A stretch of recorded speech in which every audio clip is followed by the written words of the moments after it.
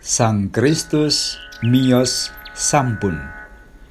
Kidungan PLM Mahargyo Natal dina Kamis Legi tanggal 20 Desember 2020. Kapetik saka Injil Lukas bab 2 ayat 1 tekan 14.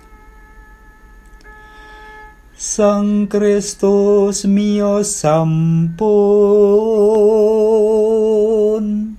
ing Bethlehem kutha raja Daud. Mila monggo sami marasowan naglis pun supe pisung songipun ati resik kang utama.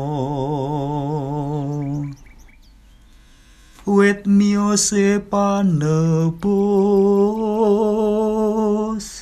kapirat dosa kabungkur. Wawuh Gusti sesami iku wus mesti. Saben dina urip rukun katentreman ngrembakakno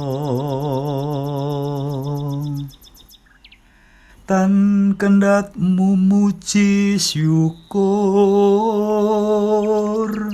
katur Gusti Allah Maha Luhur.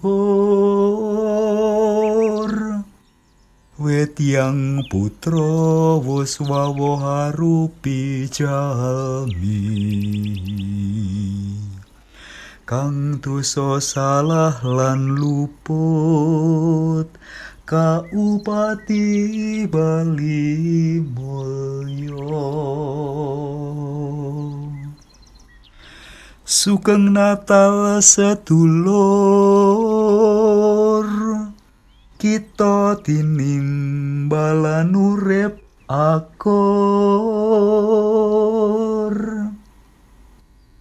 katinggalke ceklek ati gampang serik. Angapura pepodo kudu mreh ati padang bawero.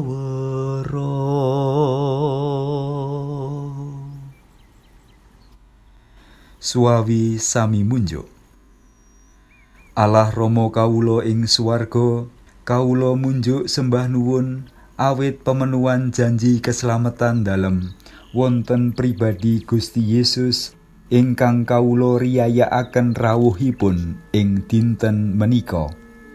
Mugi panyawang lan pikiran kawula tansah panter munjer tumuju dumateng Sang Timur ing pamakanan, amrih andhap asoripun rumesep rinasuk wontening jiwa raga kawula, saengga kawula saged dados seksi kaluhuran dalem ing gesang sadinten-dinten.